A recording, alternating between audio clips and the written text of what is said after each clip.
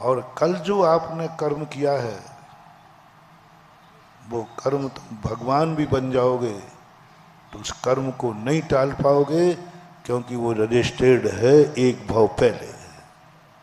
कोई नहीं कर, कुछ नहीं कर पाए, सौधर्म नहीं कर पाया। उनके दोनों भाई बैठे हैं, अवध ज्ञानी हैं, किसी का दिमाग नहीं चल रहा है।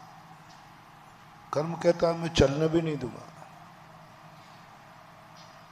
स्वयं ऋषभदेव अवध ज्ञानी है, जान लेते क्यों 7 महीने 8 दिन भटकते रहे। वो जान लेते अवध ज्ञान से, जान सकते थे, लेकिन ऋषभदेव के नहीं जान पाए और प्रतिदिन प्रयास कर उनको सफलता नहीं मिली। जब बड़े बड़े महापुरुष तीर्थंकर जैसे, श्री रामचंद्र जी जैसे अपने दुखमयी परिस्थिति संकट को इतने बड़े साधक होकर नहीं टाल पाए, तो हम और आप किस खेत की मूली है। वे तो महामुनिराज थे, उनकी तपस्या तो अपरंपार थी। 6-6 महीने तक बर्फ की शिलाओं के बीच में जो ध्यान करने वाले थे, वे भी उस कर्म को नहीं टाल पाए, क्योंकि वो हमने अतीत में निश्चित किया है। कर्म की गलती नहीं है, हमने खुद उस समय ऐसा कर डाला। कर्म कहता मेरी गलती नहीं, अब तो रजिस्टर्ड हो चुका। ऐसे ही जब तुम्हारे जीवन में कोई ऐसी परिस्थिति आए तो तुरंत सोच लेना अब कुछ नहीं हो सकता, ये कर्म अपना फल दे बिना जाही। लेकिन ऐसे कर्म कितने होते हैं? 10%। जिंदगी में 10% ऐसी परिस्थितियां हैं जिनको आप टालना चाहो तो वो टलेंगे नहीं। सबकी जिंदगी में, हमारी भी और आपकी भी। हमारी जिंदगी की किस्मत जो है 10% से चलती है। किस्मत का काम 10%। भाग के भरोसे जो कहते हैं और आज मैं इतनी मेहनत कर रहा हूं कुछ नहीं मिल रहा है, 10 नंबर है भाग्य के। भाग्य के 10 नंबर, किस्मत के 10 नंबर, नियत के 10 नंबर। 10% अपन ने कोई ऐसी भूल कर दी है, ऐसे हस्ताक्षर हो चुके हैं जिस कारण से हमें वो कर्म भोगना ही पड़ेगा।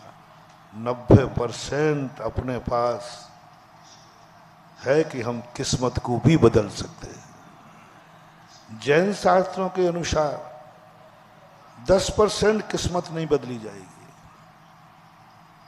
वो तो पक्की है। 90% किस्मत को हम बदलने के अधिकारी हैं। तो अब 10% किस्मत को नहीं बदल सकते, उस पर रोते बैठ जाएं, हाथ पे हाथ रख के बैठ जाएं, या 90% किस्मत बदलने का अधिकार दिया है उसमें जुट जाएं। सबकी राय क्या है? 90% पे जाए ना, 10% पे क्या करेंगे? कोई अच्छी प्राप्ति कराना है, कोई अच्छी ऊंचाई पर पहुंचना है, 10% तुम्हें नहीं जा पाओगे, तुम लाख उपाय करो। प्रकृति कहती है कि तुम यहां से आगे नहीं बढ़ पाओगे, कितनी तपस्या करो, कितनी पुरुषार्थ करो, तुम उस लक्ष्य को नहीं पा पाओगे। 10% जैसे हम, प्रकृति ने, हमारे कर्मों ने निश्चित कर दिया तुम मोक्ष नहीं जा सकते हो, लाख उपाय कर लो, मर जाओ, तप जाओ, जो करना है करो, लेकिन तुम्हें मोक्ष नहीं मिलेगा तो नहीं मिलेगा, इस भाव में तो नहीं मिलेगा। ये प्रकृति के द्वारा निश्चित कर दिया। जब प्रकृति ने घोषणा कर दी, आगम ने घोषणा कर दी, इस कार्य में तुम्हें कभी सफलता नहीं मिलेगी, अपन क्यों माथाफोड़ी करें? आजकल तो हमने मोक्ष जाने का भाव ही छोड़ दिया, मिलने ही नहीं, काय को बेफाल माथाफोड़ी करें। निश्चित कर दिया कि ये तुम्हें केवल ज्ञान होना नहीं, मोक्ष होना नहीं, अवधि ज्ञान होना नहीं, मना पर्याय ज्ञान होना नहीं, रिद्धि सिद्धि होना नहीं। हमने तो जुनवाणी से पूछा, माता ये बता दे, क्योंकि हम लोगों की महत्वाकांक्षाएं बहुत होती हैं, हमें भगवान देखते ही भगवान बनने का भाव आ जाता है। जैसे तुम लोगों को होता ना कि अमीर को देखकर क्या भाव आता है, मैं अमीर बनूं, ऐसे ही हम लोगों की आदत है, भगवान को देखते ही क्या भाव आता है, भगवान बनने का भाव आता है। बाहुबली को देख के तपस्या करने का भाव आता है, केवल ज्ञानी को देखकर केवल ज्ञान प्राप्त करने का भाव आता है। शास्त्रों में अवधि ज्ञान, मना पर्याय ज्ञान की बातें पढ़ो, मैं प्राप्त करूंगा। रिद्धि सिद्धियों की बात शास्त्रों में पढ़ता हूं कि मुनियों को रिद्धियां होती हैं, बस मन करता है मैं भी रिद्धि प्राप्त करूंगा।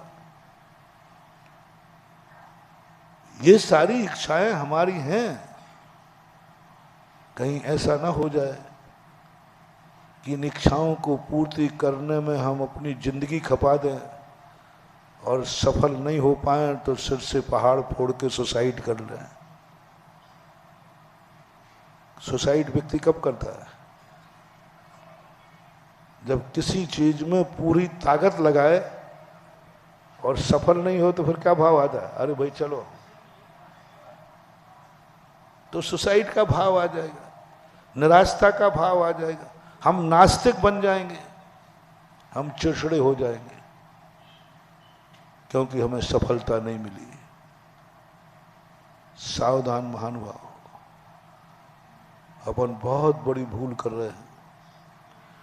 90% अपन चिड़चिड़ापन, हताश, उदासीनता, फैल उन कार्यों में हो रहे हैं जो प्रकृति ने, आगम ने घोषणा कर दी, तुम लाख उपाय करो, तुम कभी इस कार्य को प्राप्त नहीं कर पाओगे। हम उसी में लगे हैं करने, उसी में लगे हैं करने, और मिलता नहीं है, टेंशन आता है। मैंने इतनी मेहनत की, इतनी तपस्या की, टेंशन और बढ़ जाता है। पहले बहुत टेंशन बढ़ता था मुझे, भगवान को देखते ही भरभाव होता था, मैं भगवान कब बनूं, खूब समय, खूब ध्यान, भगवान, वो बन नहीं पाता, होता कुछ नहीं था, टेंशन आता था, एक आदर्शन परिचय आता है। मैं इतने सालों से मुनि हूं, इतनी तपस्या कर रहा हूं, मुझे अभी तक केवल ज्ञान ही नहीं हुआ। कहीं ऐसा तो नहीं है कि मैंने गलत नंबर डायल कर लिया हूं, मैं गलत मुनि बन गया हूं, मैंने गलती कर ली हो। इतने दिन हो गए केवल ज्ञान नहीं हुआ। भरत चक्रवर्ती को तो एक अंतर मुहूर्त में हो गया था, एक केशवंश में ही हो गया था, मैं तो 50 केशवंश कर चुका, मैं तो इतनी तपस्या कर चुका। अब देखना आदर्शन परिचय, कहीं ऐसा तो नहीं है कि मेरी तपस्या खोटी हो, मेरा मुनिपद खोटा हो, मैंने गलत नंबर डायल कर लिया हो। अब लो टेंशन आ गया, अब टेंशन आ गया क्योंकि हम भगवान नहीं बन पाए, हमें केवल ज्ञान नहीं हुआ, हमें रिद्धि सिद्धियां नहीं हुई, मुनि पद पर हमने संदेह कर लिया, अपनी तपस्या पर संदेह कर लिया,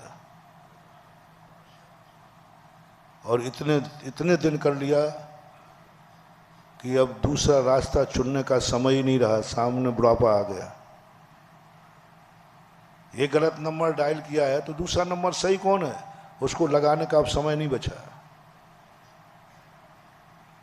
लौटने का समय नहीं बचा, जिंदगी की शाम हो जाएगी, अधूरे होके मरोगे, अतृप्त होके मरोगे, मर करके भूत बनोगे।